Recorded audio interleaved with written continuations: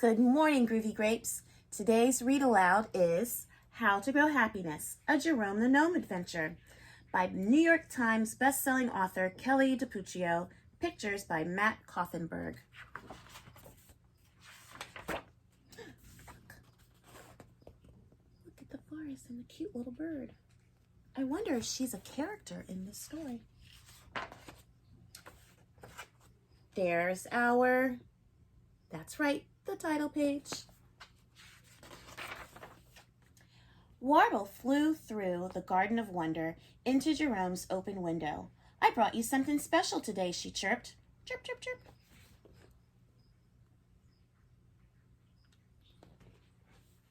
Jerome examined the tiny black seed resting on the window ledge. What kind of seed is that? Asked a curious inventor. Warble smiled proudly. It's a seed of happiness, she declared.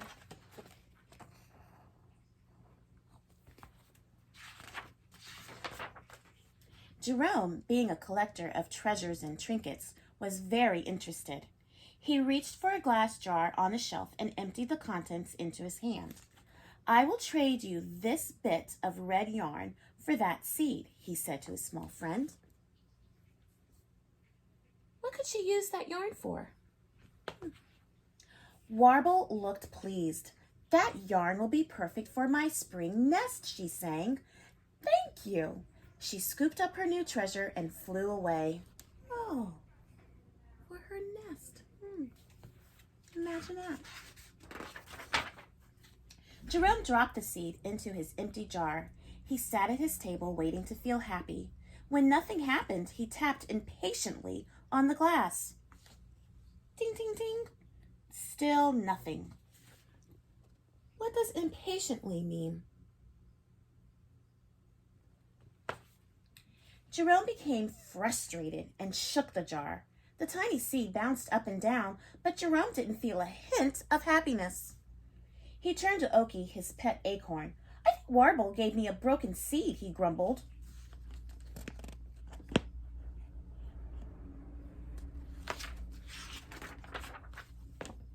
A broken seed? Where? Asked Matilda as she burst through the front door. Beamer the robot followed close behind.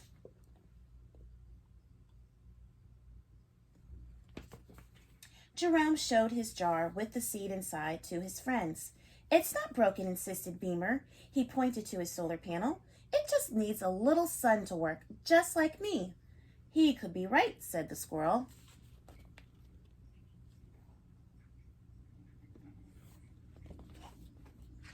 I think so. Does it need sun? Doesn't need anything else. Jerome agreed. He took his jar outside, placed a seed on a rock in the hot sun, and counted to 10. Let's count to 10. 1, 2, 3, 4, 5, 6, 7, 8, 9, 10. He sighed loudly. Can you sigh loudly? I'm still not feeling happy.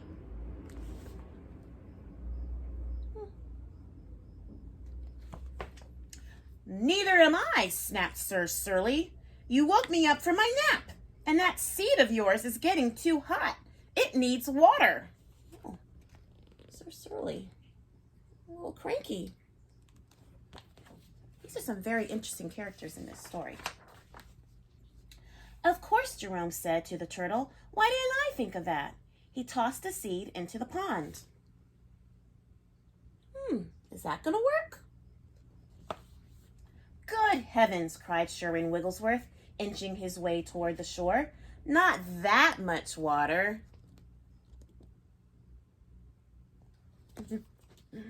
Is he right? The worm climbed up on the rock. I know a thing or two about gardening, he boasted. Your seed needs dirt, but not just any dirt. Dirt with eggshells, coffee grounds, and banana peels.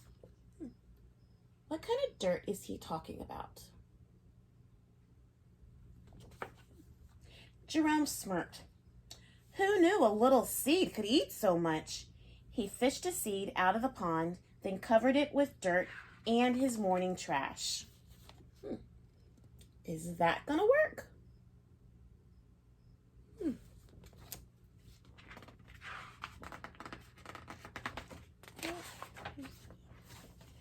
Aroma joined the circle of friends. "What is everyone looking at?" she asked. "Warble gave Jerome a broken seed of happiness, and we're trying to fix it," Matilda explained to the skunk.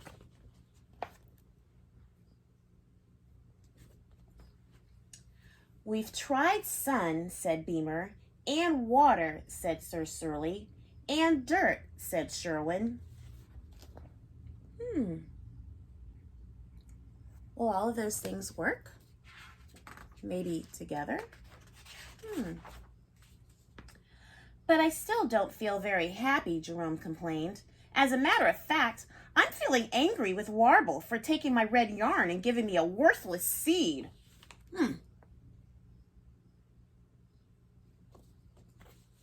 "Oh dear," whimpered Aroma, accidentally spraying her scent. Aroma didn't care for unpleasant situations. It made her nervous. Uh-oh, oh my goodness.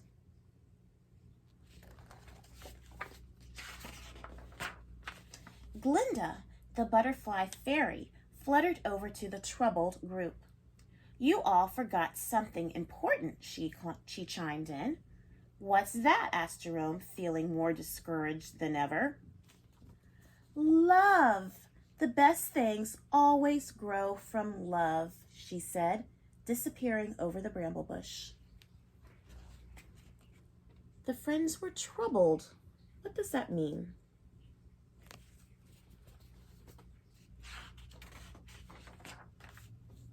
Jerome thought about what Glinda said. He suddenly felt compassion for the tiny, helpless seed, who must be feeling lonely buried beneath the heap of dirt and trash. He felt compassion. What does that mean? "I'll be right back," he told his friends. What is he going to go do?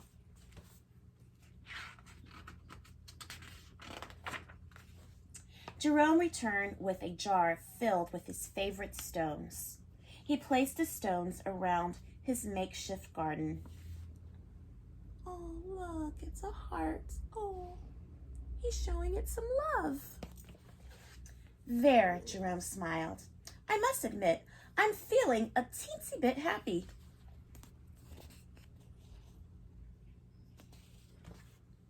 Yeah, that's good. Jerome tended to his seed every day, making sure it got just the right amount of sun, water, food, and love. He watched a short green sprout turn into a long green vine. As the vine grew, his happiness grew and grew until one day. What happens one day? What shows up on that long green vine? What do you think? What kind of foods grow on a vine?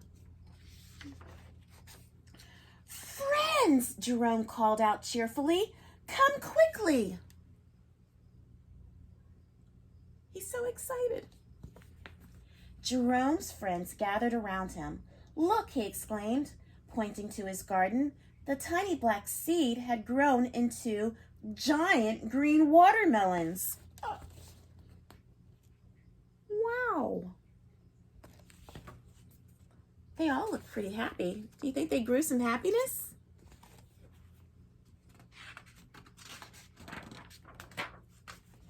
"I'm sorry I ever doubted you," Jerome apologized to Warble. "It's okay," said the bird. "Sometimes growing happiness takes a little hard work and patience." Patience. What does patience mean? "And sun, and water, and dirt, and love. Don't forget the love."